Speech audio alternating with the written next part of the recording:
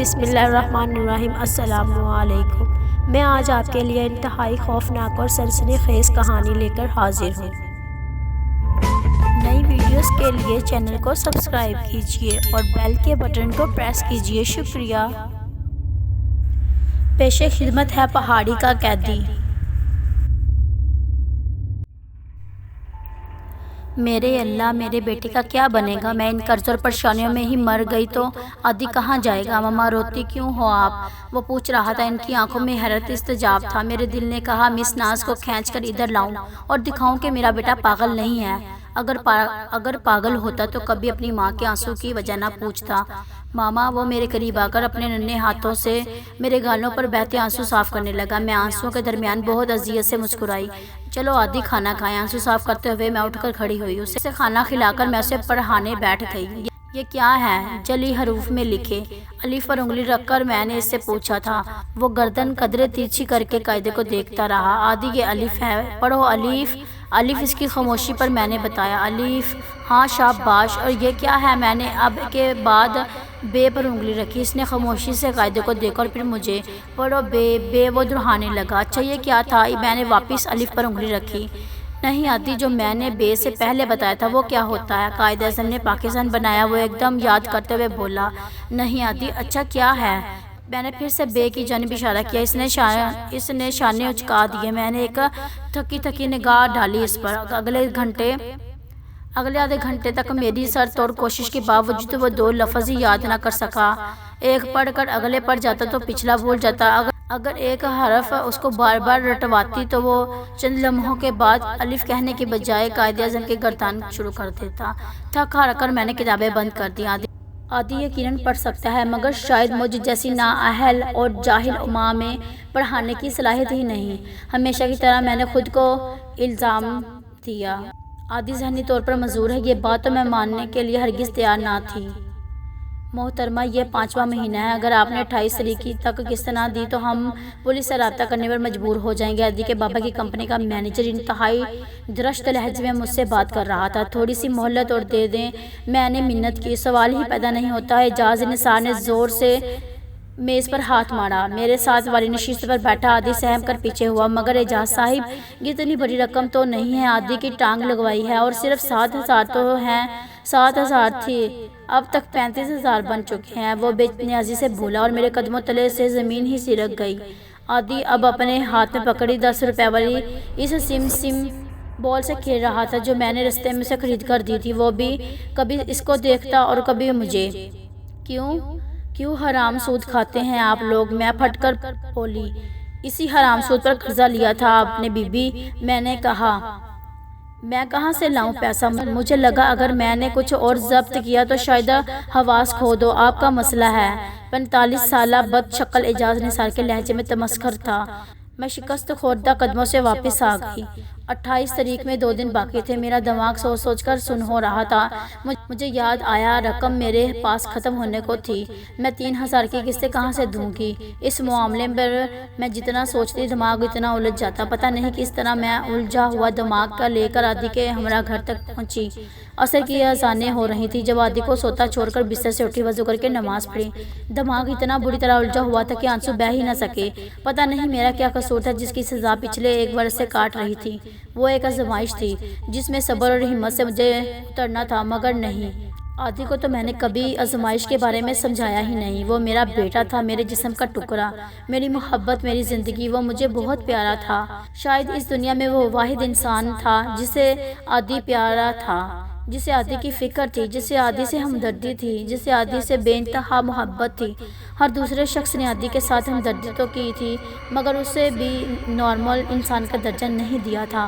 مختلف اسکولوں کی انتظامیہ ہو یا مس ناز، بس اسٹاپ کے قریب گراؤنڈ میں کھیلنے والے بچے ہوں یا اعجاز نثار جیسے سود خور انسان، سب عادی کو معاشرے پر ایک بوجھ سمجھتے تھے۔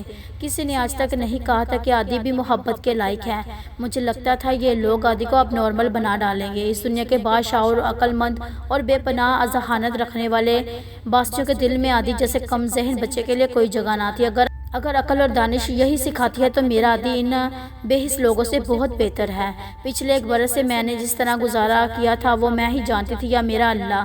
مگر پچھلے 1 سال میں اتنی پریشان تو میں کبھی بھی نہیں ہوئی تھی جتنی آج تھی۔ میرے اسکول نے مجھے قرضہ نہ دیا، جتنی ٹیچر سے میری سلام دعا تھی میں نے سب کے آگے ہاتھ پھیلائے مگر کسی نے مدد نہ کی۔ کبھی میں سوچتی تھی کہ مر جاؤں مگر کسی کے آگے ہاتھ نہیں پھیلاؤں گی۔ لیکن آج قرضے کے لیے صحیح میں جھولی پھیلا ہی رہی تھی۔ اولاد انسان کو بہت مجبور کر دیتی ہے، اور جب اعجاز انسان نے یہ کہا کہ آج ہر قیمت پر 10,000 روپے چاہیے تو میرے اندر پچھلے 1 برس سے ابلنے والا لاوا پھٹ پڑا۔ میرے پاس بیچنے کو سونا ہے، نہ کوئی قیمتی سامان۔ خود کو بیچوں یا اپنے بچے کو، کوئی تو انصاف کرے۔ میرا سانس اتھر پتھر ہو رہا تھا۔ کیا اس ملک میں کوئی عدل نہیں جو مجھے انصاف دے؟ میرا بچہ معذور ہے، میں اپنے بچے کی ضرورتیں پوری کروں یا آپ کا سود اتاروں؟ اتنا تو قرضہ اتار چکی ہوں مگر پھر بھی آپ کے 7,000 ختم نہیں ہوتے۔ اب کیا کروں میں؟ آپ بتائیں مجھے۔ عادل نے ایک دم سر اٹھا کر مجھے دیکھا اور پھر میرا بازو ہلایا۔ ماما، میں عادل۔ اس نے میری عادل والی بات پر رد عمل ظاہر کیا تھا۔ اس کا خیال تھا کہ اس کا نام لے رہی ہوں۔ چپ کرو عادل، میں نے ڈپٹ کر اسے خاموش کر دیا۔ اعجاز انسان نے ایک ناپسندیدہ نگاہ عادل پر ڈالی۔ تو تم بہت کچھ سکھاتی ہو۔ اس کی گہری نگاہیں مجھے اپنے جسم کے پار ہوتی محسوس ہوئیں۔ میں نے خوفزدہ سی ہو کر اپنی سیاہ چادر پیشانی پر اور بھی سختی سے لپیٹ لیا۔ حد میں رہ کر بات کریں آپ۔ وہ جو قدرے آگے جھکا ہوا تھا ایک دم بے مزہ سا ہو کر واپس سیدھا ہو کر بیٹھ گیا۔ بیوی، پیسے تو جمع کراؤ ورنہ میں پولیس کو بلواتا ہوں۔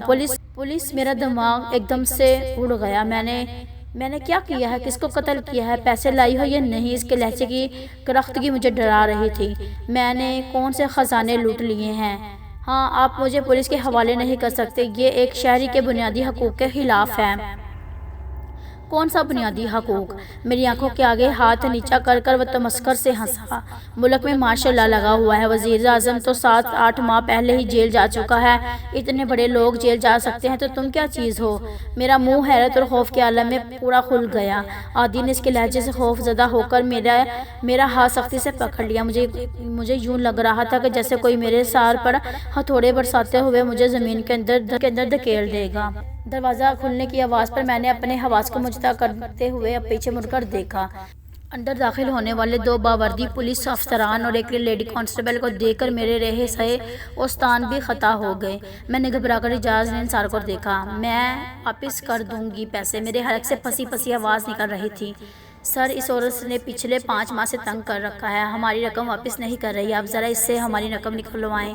میرے سامنے تلخ لہجے میں بات کرنے والی اعجاز انصار کی آواز ایک دم شیرنی کی طرح ہو گئی۔ کیوں بی بی، شریف لوگوں کے پیسے کھانے کا کیا شوق ہے تمہیں؟ بل کھاتی مونچھوں پر عادتاً ہاتھ پھیرتے ہوئے انسپکٹر بولا۔ خوف کی ایک لہر نے میرے پورے جسم کو اپنے حصار میں لے لیا۔ میں نے کسی کے پیسے نہیں کھائے، خدا را میرا یقین کرو، میں ایک معمولی ٹیچر ہوں، میرے پاس پیسے ہی نہیں، میرا بچہ بیمار ہے۔ میں نے روتے ہوئے ان کے آگے ہاتھ جوڑے تھے۔ انسپکٹر لیڈی کانسٹیبل کو اشارہ کیا، اس نے جھٹ کر آگے بڑھ کر میرے ہاتھوں میں ہتھکڑی لگائی۔ میں نے کیا کیا ہے؟ اتنے ارب روپے قرضے کی ناہند ہوں۔ میں چیخ رہی تھی، چلا رہی تھی مگر وہ میری سن ہی نہیں رہے تھے۔ عادل نے میرے بازو کو سختی سے پکڑ لیا۔ جس وقت وہ مجھے کمرے سے لے جا رہے تھے مجھے اچانک یاد آیا عادل کا انہیلر اعجاز انصار کی میز پر رہ گیا تھا، وہ میرے پرس میں تھا اور پرس میں نے بے دہانی میں میز پر رکھا تھا۔ میرا پرس مجھے لینے دو، اس میں میرے بیٹے کا انہیلر ہے، تمہیں اللہ کا واسطہ، رسول کا واسطہ۔ میں اپنے ہتھکڑیوں والے ہاتھ ان کے سامنے جوڑنے لگی۔ تنگ مت کرو، خاموش رہو۔ نہایت خڑوس لہجے سے اس کانسٹیبل نے مجھے جھٹکا۔ خدا کے لیے مجھے فکرہ مکمل کرنے کی مہلت نہ ملی۔ لیڈی کانسٹیبل کا زرناٹے دار تھپڑ میرے منہ پر لگا تھا۔ انہوں نے مجھے ایک فون کال کرنے کی بھی مہلت نہ دی تھی۔ جعفر آباد جیل جتنی خوفناک تھی، اس میں کٹنے والا وقت اس سے زیادہ بھی خوفناک تھا۔ جیل میں مجھے عادل کے ساتھ بند کیا گیا تھا، وہ میرے جیسی جون کے مہینے میں جعفر آباد کے 52 ڈگری سینٹی گریڈ درجہ حرارت میں محض پنکھے میں گزارا کرنے والی عورت کے لیے بھی جہنم سے کم نہ تھا۔ یوں لگتا تھا جیسے یہ زمین آگ اگل رہی ہے اور چھت آگ برسا رہی ہے۔ زمین سے اس ٹین کی چھت کا فاصلہ محض 7-8 فٹ کا لگ بھگ تھا۔ حبس سے حبس اور گھٹن میں مزید اضافہ ہو گیا تھا۔ جس لمحے میں اور عادل اس کال کوٹری میں داخل ہوئے مجھے وہ تمام ذلت اور تضاحت بھول گئی جو محسوس ہوئی تھی۔ روحانی ذلت اور اذیت اس جسمانی اذیت سے بڑھ کر ہرگز نہ تھی۔ ماما گرمی ہے، عادی بے چین ہو کر بولا۔ اسے پل بھر میں پسینہ آ گیا۔ میرا جرم کیا ہے؟ دروازے کی سیاہ گرم لوہے کی سراخیں پکڑ کر میں چلائی۔ لوہے کی گرم گرمائش کے باعث میرے ہاتھ سرخ ہو کر جلنے لگے۔ وہ دور بیٹھے سپاہی نے سر اٹھا کر میری جانب دیکھا اور نہ ہی اس نے کوئی جواب دیا۔ میں نے کون سا جرم کیا ہے؟ صرف اس لیے کہ وہ حرام خور تمہارے انسپکٹر کا دوست تھا۔ تم لوگ مجھے اور میرے بچے کو پکڑ کر ادھر لے آئے ہو۔ خدا کے لیے ہمیں جانے دو، وہ میرا بچہ بیمار ہے۔ لوگ کہتے ہیں کہ عادی پاگل ہے۔ اس وقت مجھے لگ رہا تھا کہ عادی نہیں بلکہ میں پاگل ہوں۔ میں زور زور سے ہسٹرائی انداز میں چلا رہی تھی، مگر وہاں کوئی ٹس سے مس نہ ہوا، نہ کوئی سپاہی نہ ہی کوئی قیدی۔ شاید وہ لوگ اس منظر نامے کے عادی تھے۔ کھولو یہ لوک آپ۔ میں سلاخوں کو پکڑ کر زور زور سے ہلانے لگی۔ میرا بیٹا بیمار ہے، اس کا انہیلر باہر رہ گیا۔ میری پوری کمر پسینے سے بھیگ چکی تھی، سر کے بال چپک رہے تھے، میرے حلق میں کانٹے آگ اگل رہے تھے۔ مجھے لگا میں دوزخ میں پھینک دی جاؤں گی۔ میرے بیٹے نے کیا بگاڑا ہے تم لوگوں کا؟ کس بات کی سزا دے رہے ہو اسے تم؟ میں پاگلوں کی طرح چیخ رہی تھی۔ میں ایک ہی بات سوچ رہی تھی اور میرے ذہن میں گرد کر رہی تھی کہ عادی کا انہیلر اعجاز انصار کی میز پر رہ گیا ہے۔ اگر عادی کو استھما اٹیک ہو گیا تو میں کیا کروں گی؟ اس سے آگے میں سوچنا نہیں چاہتی تھی۔ مجھے اچھی طرح معلوم تھا کہ استھما اٹیک میں انہیلر نہ ملنے پر عادی کے پاس صرف چند سیکنڈ ہی رہ جائیں گے۔ وہ تڑپ پڑ عادی کو دیکھنے لگی۔ مجھے پولیس افسر کے الفاظ یاد آئے جو اس نے مجھے اس کال کوٹری میں بند کرتے وقت کہا تھا، 4 دن جیل میں رہو گی تو دماغ ٹھکانے آ جائے گا۔ 4 دن میں نے دہل کر سوچا، عادی کے پاس کبھی 4 دن نہیں ہوں گے۔ استھما اٹیک کی صورت میں اس کے پاس صرف 4 منٹ ہوں گے۔ میرے اللہ، میں نے بے اختیار اوپر ٹین کی چھت کو دیکھا۔ میں کدھر جاؤں؟ مجھ پر رحم کرو، میرے ساتھ عدل کرو۔ مگر جعفر آباد جیل کی اس ابلتے تپتے صحرا کی مانند کوٹری میں کوئی عدل، کوئی مصنف نہ تھا۔ عادی کو سانس لگائے میں کتنی ہی دیر روتی رہی۔ عادی دعا کرو اللہ ہم پر رحم کرے، ہمارے ساتھ عدل کرے۔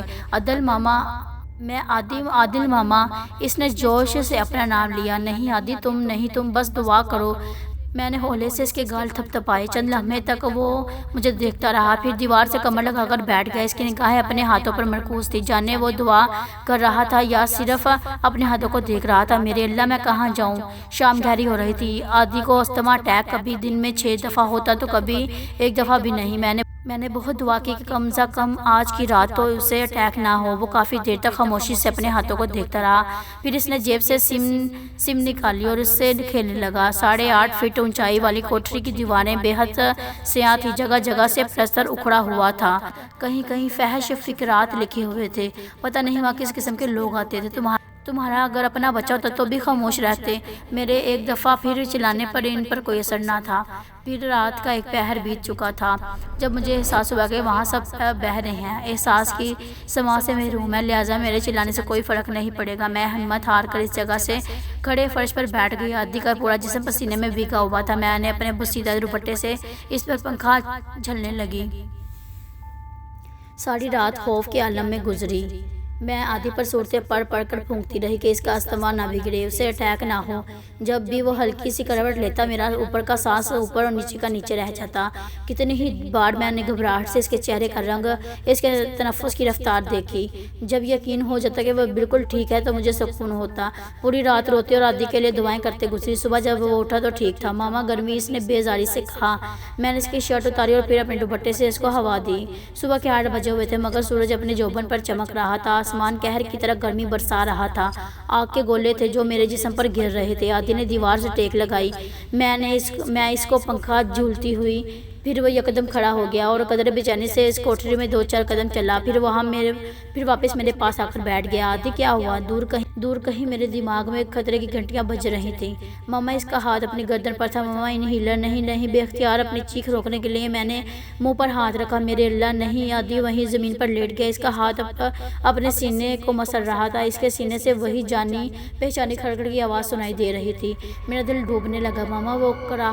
اس کے چہرے پر پسینے کے قطرے نمودار ہو رہے تھے۔ یہ گرمی والا پسینہ نہیں تھا، یہ اس بات کا اشارہ تھا کہ اسے آکسیجن نہیں مل رہی۔ اس کی رنگت بتدریج زرد پڑ رہی تھی۔ ماما میرے بیٹے مجھے پکار رہا تھا۔ میں ساکت بیٹھی اس کو دیکھ رہی تھی۔ اس کے ناخن اور ہونٹوں کا رنگ بدل رہا تھا، آہستہ آہستہ وہ نیلے پڑ رہے تھے، میرا خون جم رہا تھا۔ میں بت بنی اپنے مرتے بیٹے کو دیکھ رہی تھی، اس کی پسلیوں کے درمیان جلد کھینچ رہی تھی۔ مجھے لگا کوئی میری جلد کھینچ رہا ہے۔ ماں انہیلر، وہ سخت تکلیف میں تھا۔ آدھی میں اس کے ہاتھ تھام لیا۔ آدھی میرے بچے الفاظ جیسے ختم ہو کر رہ گئے تھے۔ جب آدھی پیدا ہوا تھا تو اتنی ڈھیر ساری مزدوریوں کے باعث لوگ کہتے تھے کہ یہ بچہ جلدی مر جائے گا، لیکن میں کہتی تھی نہیں، آدھی زندہ رہے گا، آدھی 100 سال جیے گا، آدھی 100 سال جیے گا۔ مگر جعفر آباد جیل کی اس تپتی دوپہر میں پہلی دفعہ مجھے لگا آدھی زندہ نہیں رہے گا۔ پہلی دفعہ مجھے لگا میرا بیٹا میرے ہاتھوں میں دم توڑ دے گا۔ ماما وہ اذیت میں مبتلا مجھے پکار رہا تھا، وہ اذیتوں میں مجھے پکار رہا تھا، اور میں بے بسی کی تصویر بنے اس کو مرتے دیکھ رہی تھی۔ اس کا علاج کیوں نہیں کراتے؟ اس کا زخم خراب ہو رہا ہے۔ ایک اجنبی آواز نے ماحول پر چھایا سکوت توڑا۔ مجھے پرواہ نہیں تھی، میری نگاہیں آدھی پر تھیں، اس کے لب نیلے پڑ رہے تھے، باہر کوئی جواباً کچھ کہہ رہا تھا۔ I hope you like this video. Please like, share and subscribe to my channel, and don't forget to press bell icon.